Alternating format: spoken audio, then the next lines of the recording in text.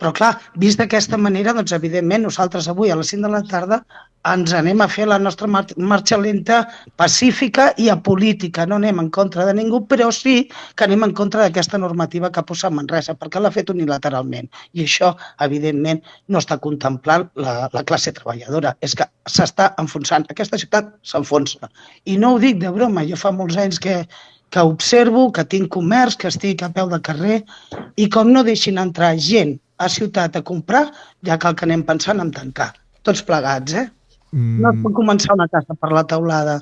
Hem de començar també, potser que comencin a circular també els senyors i senyores de l'Ajuntament, per carrer, a demanar comerços. Què ens semblava aquesta iniciativa? No en val només l'Ubic, per favor. Són molts comerços a Manresa. De fet, Manresa és una ciutat purament comercial. El seu teixit industrial el tenen a bufar el vent. És que la resta estem tots al centre de Manresa.